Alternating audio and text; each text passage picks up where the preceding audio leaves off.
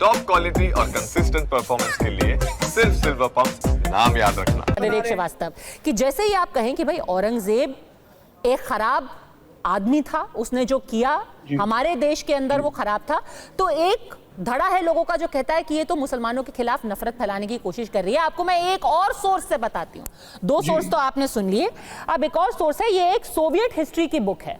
उसमें उन्होंने क्या लिखा है कि जैसे ही औरंगजेब थ्रोन पर चढ़े, जैसे ही वो सिंहासन पर चढ़े, तो उन्होंने क्या किया, he stripped Hindus of their rights, यानी कि हिंदुओं के सारे हक उन्होंने छीन लिए और शिया मुसलमानों के खिलाफ उन्होंने दमनकारी अपनी राजनीति शुरू कर दी।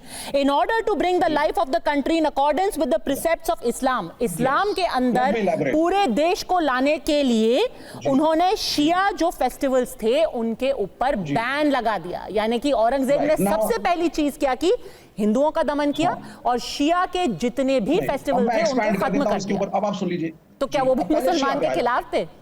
नहीं, मैं बोल देता हूं मैडम, मैं क्लैरिफाई कर देता हूं। सोवियट्स तो हमारे पुराने दोस्त रहे हैं। अब आप सुन लीजिए, जहां तक शियाओं का सवाल है, दो किंगडम्स थे, मुझे बोलने दीजिएगा पूरा। There were two kingdoms in Deccan, Bijapur and Golconda.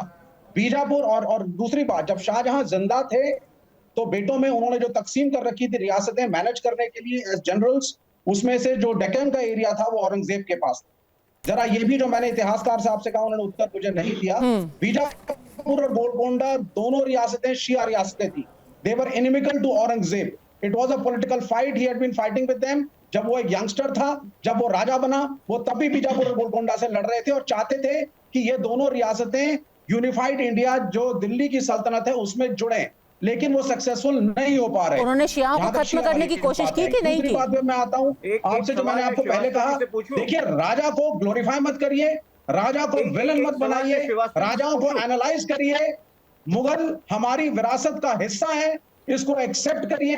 नहीं सर, हमारी तो विरासत का हिस्सा नहीं है, आपकी विरासत का हिस्सा होंगे, ये क्या बात है? जी, मुगल हमारी विरासत का हिस्सा है, ये हम कहां डिनाई कर रहे हैं? वो तो औरंगजेब भी हमारे इतिहास का हिस्सा है, लेकिन जो उसकी क्रूरता है, जो उसकी अमानवीय व्यवहार है, वो तो आएगा ना विवेक जी। आप इसको क्यों डिनाई कर रहे हैं और क्यों इसको हिंदू और मुसलमान से जोड़ के देख रहे हैं?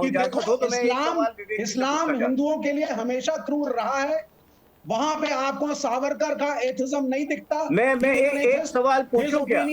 एक सवाल बस 10 सेकंड, तू इनसे ना एक सवाल बस 10 सेकंड के लिए। श्रीवास्तव जी, आप श्रीवास्तव जी चाहते हैं ये दिखाने के लिए कि श्रीवास्तव जी सुनिए ना, के लिए खतरनाक है। श्रीवास्तव जी एक सवाल आपसे पूछना चाहता हूँ, बड़ी श्रीवास्तव जी, विवेक जी पूछना चाहता हूँ।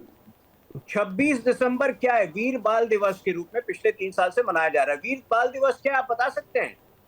वीर बाल दिवस क्या है, आपको पता है?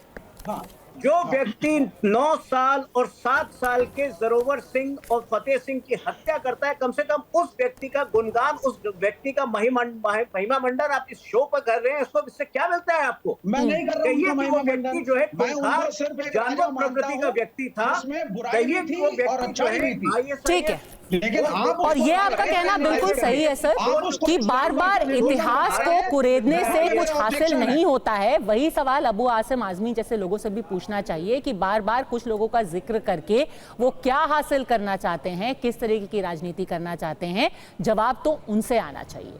अड़ी में हमसे जुड़ने के लिए आप सबका बहुत बहुत धन्यवाद।